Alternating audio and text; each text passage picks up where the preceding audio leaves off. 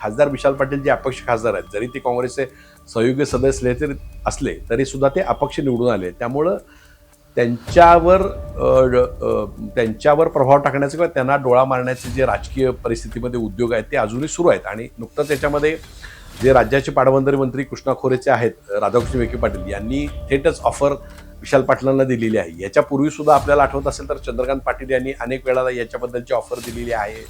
आता अर्थात विशाल पाटलांना ही ऑफर देण्याची काही पहिलीच वेळ नाही आहे. दिल्लीमध्ये सुद्धा विशाल पाटलांना केंद्रीय मंत्री नितीन गडकरी यांनी खाजगीत ऑफर दिल्याची माहिती आहे. त्यानंतर पियुष गोयल जे वाणिज्य मंत्री आहेत त्याने सुद्धा ऑफर दिलेली आहे.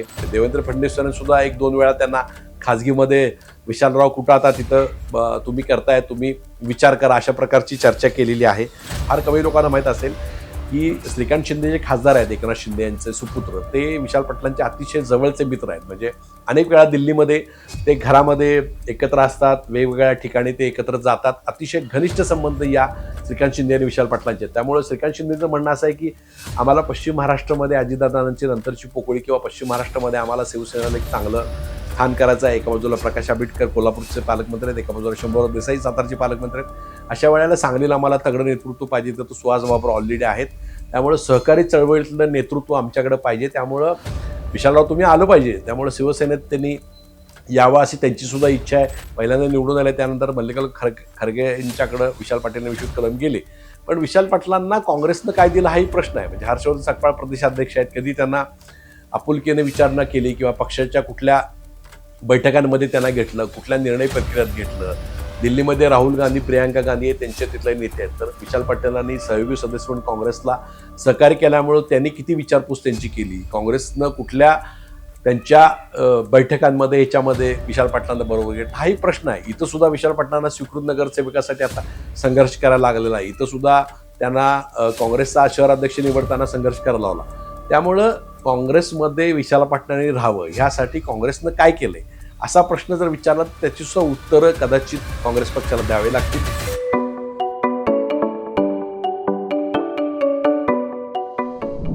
नमस्कार, मी हनुमंत मोहिते, हनुमंतमोहिते.सोनेरा या माझ्या यूट्यूब चॅनेलवर आपल्या सर्व प्रेक्षकांचं स्वागत आहे. आपण माझे व्हिडिओ चांगल्या संख्येनं बघताय आणि त्याची प्रतिक्रिया सुद्धा देताय. अनेकांनी मला व्यक्तिशः भेटून फोनवरून व्हिडिओ चांगलं होत असल्याबद्दल कौतुक केलेलं आहे. विश्लेषणाबद्दल काही गोष्टी सांगितलेल्या आहेत. त्यांनी याबद्दलचा अभिप्राय सुद्धा दिलेला आहे. काही लोकांनी टीका केलेली आहे, पण मी माझा कॉमेंट बॉक्स कधीही बंद करत नाही. त्यामुळे आपण आपल्या सूचना मांडू शकता. सांगली जिल्ह्यामध्ये आपण बघतोय तर एक घडामोड सातत्याने घडते. ती म्हणजे खासदार विशाल पाटील जे अपक्ष खासदार आहेत, जरी ते काँग्रेसचे सहयोगी सदस्य असले तरी सुद्धा ते अपक्ष निवडून आले. त्यामुळं त्यांच्यावर प्रभाव टाकण्याचे किंवा त्यांना डोळा मारण्याचे जे राजकीय परिस्थितीमध्ये उद्योग आहेत ते अजूनही सुरू आहेत. आणि नुकतंच याच्यामध्ये जे राज्याचे पाटबंधारे मंत्री कृष्णा खोरेचे आहेत राधाकृष्ण विखे पाटील यांनी थेटच ऑफर विशाल पाटलांना दिलेली आहे. याच्यापूर्वी सुद्धा आपल्याला आठवत असेल तर चंद्रकांत पाटील यांनी अनेक वेळा याच्याबद्दलची ऑफर दिलेली आहे. वेगवेगळ्या नेत्याने ऑफर दिलेली आहे.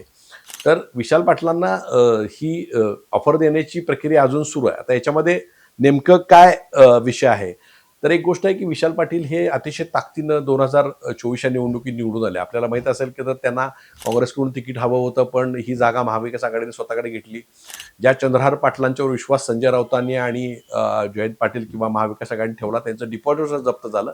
पण काँग्रेसचे विश्वजित कदम असतील आणि काँग्रेसचं अख्खं केडर आणि अनेक भाजपच्या लोकांनी सुद्धा संजय काकांच्या विरोधात असलेला विशाल पाटलांना मदत केली आणि अपक्ष आणि पाकिटसारखं चिन्ह असून सुद्धा विशाल पाटलांना ऐतिहासिक विजय मिळवला. याच्यामध्ये त्यांना सांगली जिल्ह्यातील मराठा समाज असेल, दलित समाज असेल, मुस्लिम समाज असेल, ख्रिश्चन समाज असेल, या सगळ्यांचं मतदान त्यांना झालं. विशाल पाटलांची भक्कम साथ त्यांना मिळाली आणि अतिशय चांगलं मताधिक्य मिळवून ते निवडून आले. त्यानंतर आपण माहिती असेल तर संसदेमध्ये त्यांनी पहिल्याच वर्षी अतिशय उत्तम कामगिरी केली. अनेक विषयावर ते बोलतात. म्हणजे सांगलीच्या स्थानिक प्रश्नावर असेल, शेतकऱ्यांचा प्रश्न असेल, इथल्या पुलांचे प्रश्न असतील, रस्त्याचे प्रश्न असतील, सोयाबीनचा प्रश्न असेल, इथल्या आरोग्यविषयक प्रश्न असेल, ते संसदेत मांडतात.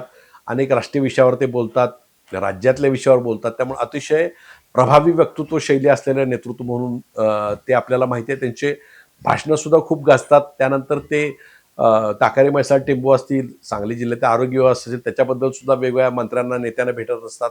त्यानंतर ते आढावा बैठक सुद्धा घेतात. आपल्याला माहिती आहे की त्यांनी नुकतीच कवठे महांकाळ असेल, इकडं सांगली मिरज असेल या ठिकाणी आढावा बैठक घेतलेली आहे, त्यामुळे तिथं सुद्धा त्यांचा प्रभाव आपल्याला जाणवतो. आपण जर पाहिलं असेल तर काँग्रेस पक्षानं नगरपालिकेमध्ये सुद्धा पलूस नगरपालिका असेल जतमध्ये सुद्धा चांगलं भूमिका बजावलेली आहे. त्यांनी विशाल पाटलांनी सुद्धा महापालिकेत 18 नगरसेवक आणण्यामध्ये महत्त्वाची भूमिका बजावली. त्यांनी सांगलीतला जो कोर वोटर आहे म्हणजे सांगलवाडी असेल, आपला खनबाग शामरावनगर भाग असेल, गाव भाग असेल, विश्रामबाग असेल आणि कारखाना परिसर या सगळ्या भागांवर बऱ्यापैकी काँग्रेसचं नगरसेवक निवडून आणि एक वर्चस्व तयार केलेलं आहे. जिल्हा परिषदमध्ये सुद्धा त्यांनी याळावीमध्ये त्यांचे बंधू अमित पाटील यांना निवडून आणलेलं आहे. कोल्हापूरची जागा असेल म्हणजे मिरज पुढच्या काळामध्ये ज्या वेळेला सांगली विधानसभा मतदारसंघाचा विषय येईल त्यावेळेस सुद्धा बुधगाव कोल्हापूर या भागामध्ये सांगली महापालिकेच्या त्या क्षेत्रामध्ये तर त्यांनी अतिशय चांगली कामगिरी केलेली आहे. 11 सदस्य जिल्हा परिषद निवडून आलेत. मागच्या वेळेपेक्षा काँग्रेसची कामगिरी ही महापालिका आणि जिल्हा परिषद चांगली झाली. तर विशाल पाटलांनी आपल्या नेतृत्वाची चुणूक या आपल्याला या ठिकाणी टाकलेली दिसते. त्यांचे त्याबरोबरच इतर नेत्यांशी संबंध चांगले आहेत. म्हणजे विश्वजित कदम त्यांचे ते नेते मानतात. त्यानंतर सुहास बाबर शिवसेनेचे त्यांचे अतिशय चांगले संबंध आहेत. शरद पवार गटाचे रोहित पाटलांचे त्यांचे चांगले संबंध आहेत. त्यानंतर सतेज देशमुख असतील इकडे त्यांच्याशी चांगले संबंध आहेत. म्हणजे पक्षातीत जाऊन त्यांचे अतिशय चांगले संबंध शिवसेना राष्ट्रवादी बरोबर आहेत. आता अर्थात विशाल पाटलांना ही ऑफर देण्याची काही पहिलीच वेळ नाही आहे. दिल्लीमध्ये सुद्धा विशाल पाटलांना केंद्रीय मंत्री नितीन गडकरी यांनी खाजगीत ऑफर दिल्याची माहिती आहे. त्यानंतर पियुष गोयल जे वाणिज्य मंत्री आहेत त्याने सुद्धा ऑफर दिलेली आहे. त्यानंतर केंद्रीय नेतृत्वातल्या 2-3 भाजपच्या नेत्यांनी सुद्धा त्यांना ऑफर दिलेली आहे. तिथं नेहमीच चर्चा म्हणजे विशाल पाटील ज्या पद्धतीनं दिल्लीत बोलतात त्या पद्धतीनं त्यांना हा अशा प्रकारचा वक्तृत्व आपल्या याच्यामध्ये असावा अशा प्रकारचा आहे. आणि दादांची लिगसी असल्यामुळं त्यांना नेहमीच मागणी होते. देवेंद्र फडणवीसांनी सुद्धा 1-2 वेळा त्यांना खाजगीमध्ये विशालराव कुठं आता तिथं तुम्ही करताय तुम्ही विचार करा अशा प्रकारची चर्चा केलेली आहे. त्यानंतर बघितलं तर आपल्याला फक्त भाजपकडून नाही तर शिवसेनेकडून सुद्धा विशाल पाटलांना ऑफर येते. म्हणजे फार कमी लोकांना माहीत असेल की श्रीकांत शिंदे जे खासदार आहेत एकनाथ शिंदे यांचे सुपुत्र ते विशाल पाटलांचे अतिशय जवळचे मित्र आहेत. म्हणजे अनेक वेळा दिल्लीमध्ये ते घरामध्ये एकत्र असतात, वेगवेगळ्या ठिकाणी ते एकत्र जातात. अतिशय घनिष्ठ संबंध या श्रीकांत शिंदे आणि विशाल पाटलांचे. त्यामुळे श्रीकांत शिंदेचं म्हणणं असं आहे की आम्हाला पश्चिम महाराष्ट्रामध्ये अजितदादांची नंतरची पोकळी किंवा पश्चिम महाराष्ट्रामध्ये आम्हाला शिवसेनेला एक चांगलं स्थान करायचं आहे. एका बाजूला प्रकाश आंबेडकर कोल्हापूरचे पालकमंत्री आहेत, एका बाजूला शंभूराज देसाई सातारचे पालकमंत्री आहेत. अशा वेळेला सांगलीला आम्हाला तगडं नेतृत्व पाहिजे तर तो सुहास बाबर ऑलरेडी आहेत.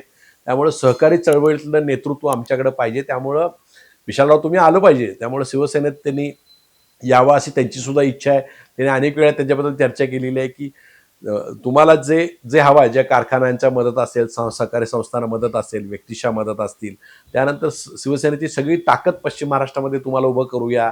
कृष्णा खोरेसारखं महामंडळ देऊ, एखादं वाय सिक्युरिटी देऊ अशा प्रकारची सुद्धा ऑफर त्यांना दिलेली आहे. या सगळ्या गोष्टी आपण बघतोय. आणि भाजपची तर इच्छा आहे की भाजप सुद्धा अशी इच्छा आहे की 99 खासदार झाल्यामुळे एकमेव खासदार तिकडे गेल्यामुळे 100 खासदार इथं होत आहेत. म्हणजे एका बाजूला आपण बघतोय तर पंतप्रधान मोदींचं असं दिसतंय की काँग्रेसला बाजूला करून इतर जे पक्ष आहेत म्हणजे तृणमूल काँग्रेस असेल आप असेल या सगळ्यांना बाजूला काढून काँग्रेसला एकाकी पाडायचं. तर त्या दृष्टीनं अपक्ष खासदारांना सुद्धा बाजूला करायची रणनीती भाजपची आहे. त्यामुळं सातत्यानं विशाल पाटील यांच्याकडं सगळ्यांचं लक्ष जातं. अर्थात एक गोष्ट आहे की काँग्रेसनं म्हणजे काँग्रेसचं सदस्य विशाल पाटलांनी स्वीकारलेली गोष्ट खरी आहे. म्हणजे ज्या वेळेला पहिल्यांदा निवडून आले त्यानंतर मल्लिकार्जुन खरगे यांच्याकडं विशाल पाटील आणि विश्वजित कदम गेले. पण विशाल पाटलांना काँग्रेसनं काय दिलं हाही प्रश्न आहे. म्हणजे हर्षवर्धन सकपाळ प्रदेशाध्यक्ष आहेत, कधी त्यांना आपुलकीने विचारणा केली किंवा पक्षाच्या कुठल्या बैठकांमध्ये त्यांना घेतलं, कुठल्या निर्णय प्रक्रियेत घेतलं.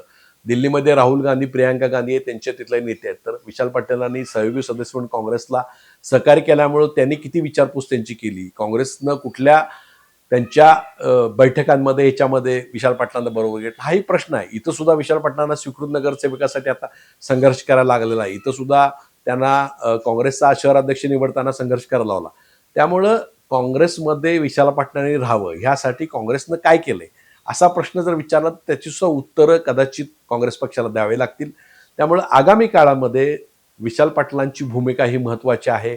अर्थात ते आता लगेच निर्णय घेतील अशी शक्यता नाही आहे की त्यांचं एक तर त्यांचा वसंतदादांचा वारसा आहे, त्यांच्याकडं लिगसी आहे, एक आशिष तेजतर्रार नेता त्यांच्या बाजूला वय आहे. त्यामुळे ते लगेच निर्णय घेणार नाही. त्यांचा मता जो जनाधार आहे तो सुद्धा पुरोगामी विचाराचा आहे. पण जर काँग्रेस पक्षानं आणि महाविकास आघाडी लोकांनी त्यांच्या सन्मानाबद्दल त्यांच्याकडं त्यांच्या प्रश्नांबद्दल किंवा त्यांच्या व्यक्तिगत काही कामांबद्दल दुर्लक्ष केलं किंवा जर आपण बघतोय तर ते त्यांच्या काही कामाबद्दल जर गेले तर काँग्रेसचे कुठले नेते त्यांच्यावर जातात, कारखान्याचं काम असेल, त्यांचं कुठलं व्यक्तिगत काम असेल किंवा त्यांच्या संस्थाचं काम असेल, त्यांच्या मतदारसंघाचं काम असेल, तर काँग्रेसचे किती खासदार त्यांना मदत करतात, किती काँग्रेसचे नेते मदत करतात, हाही प्रश्न आहे.